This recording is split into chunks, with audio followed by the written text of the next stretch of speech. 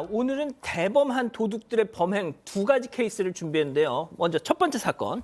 네, 일단 야심한 새벽 시간을 노려서 상가와 다가구 주택 등에 침입한 2인조입니다. 이들이 금고를 터는 모습이 CCTV에 저렇게 포착이 됐는데요. 어둠 속에서 휴대전화 불빛만 이용해서 금고나 서랍 등을 이리저리 열어보면서 금품을 훔쳤습니다.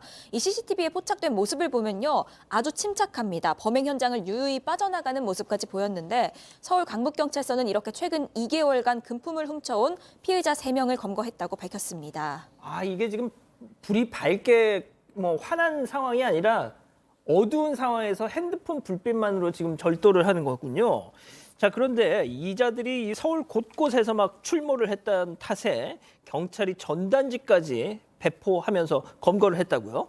그렇습니다. 이게 이제 사건이 두 건입니다. 한 건은 뭐냐면은 아까 2인조라고 했지 않습니까? 40대 2인조 절도범들인데 이 절도범들이 사실은 의정부 동두천이라는 연천 같은 데 서울 일지를 해가지고 그 절도 행각을 했습니다. 근데 무려 상가라는 걸 28곳을 털어가지고 한 1,000만 원 상당을 금품 훔쳤어요. 그런데 이 두 사람이 사실은 친한 사이 같아요. 그리고 나머지 한 명은 30대 절도범인데 이 30대 절도범은 강북구라든가 광진구, 동작구 일대의 주택들을 상대로 해가지고 11회에 거쳐 1,000만 원 정도의 금품을 훔쳤는데 경찰에서 신고 들어오니까 이제 수법원지라고 있습니다. 수법을 본 거예요. 수법을 봐가지고 유형을 파악을 했었고요.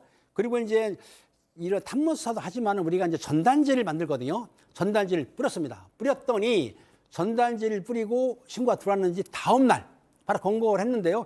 제가 보기에는 그 첫 번째 2인조 같은 경우에도 이게 특수절도거든요. 변호사님 아시겠지만 1년 이상 10년 이하의 징역이 처할 수는 있는데 또 야간에 들어가면 야간 주거 침입절도가 되지 않습니까? 그리고 이게 28번이나 그러면 상습이에요. 아까 30대도 마찬가지고 11번이라면 상습이기 때문에 그 형의 2분의 1까지는 가중하는 걸 알고 있거든요. 그렇기 때문에 이 두 사람, 세 사람 총 3명이죠. 3명은 아마 가중 처벌을 받을 거로 생각이 듭니다. 자, 이미 이 제목이 나가고 있어서 그냥 말씀드리겠습니다. 형제 절도단이었는데 이 관련 기사에 달린 승현님 그 베스트 댓글이 뭐였냐면 부모가 참 대견해 하겠다 이런 거였어요. 사실 아이고. 형제 중에 한 사람이 잘못을 하면 큰형이 야 하지 마. 그러니까요. 이러면 안 돼. 어. 그리고 동생이 하면 형 이러면 안 돼요.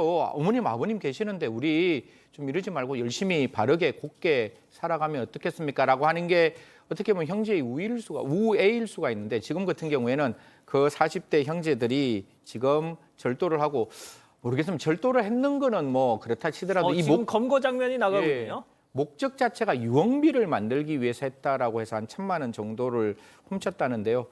유흥비 과연 그게 어떠한 의미인지 시청자 여러분 다시 한번 고민하셨으면 좋겠고 두 번째 사건에 보면 또 주택가를 돌면서 그 절도를 했는 사람은 인터넷 도박 자금을 만들기 위해서 했다라고 하니까요.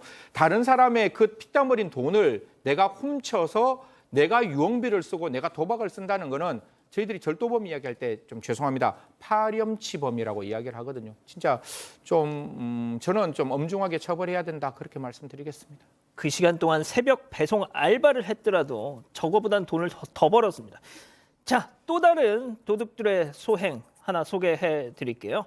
하다못해 이런 곳에서까지 도둑질을 했습니다. 체크포인트 보시죠. 부처님 앞에서 슬쩍입니다. 박 변호사. 네, 전국의 사찰을 돌면서 불전함을 지금 털었던 절도를 했던 사건인데 역시 우애가 깊은 23살짜리 동갑내기 친구입니다.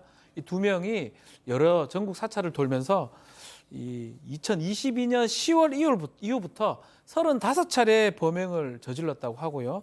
이 불전함을 지금 털면서 1,900만 원 절도를 했습니다. 아이고야. 특수절도가 되죠. 2인 이상이 절도를 했기 때문에 특수절도로 조만간 기소 의견으로 검찰에 송치될 예정입니다. 야, 사찰이면은 보통 외곽에 있고 좀 인적이 드문 곳에 있는 경우가 많잖아요, 팀장님. 그렇습니다. 이 2인조 절도범들은 사실은 충북이라든가 강원도, 전라도 이런 데를 다니면서 했는데 알다시피 인적이 드문 곳, 그리고 외진 곳, 그리고 산골에 있는 이 절을 상대로 했는데요. 문제는 뭐냐면 이 사람들이 낮에는 안 했습니다. 심야 시간대에 아무도 없지 않습니까? 왜?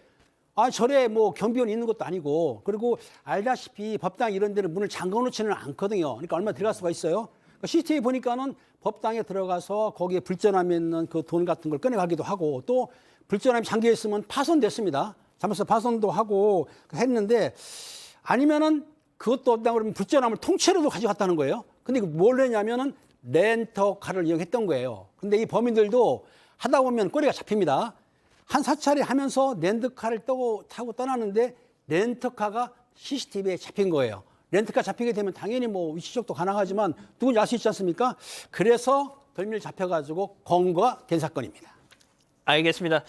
자, 일단 첫 번째 사건은 이 정도로 정리할게요. 아직 안 끝났습니다. 이거 눌러주세요.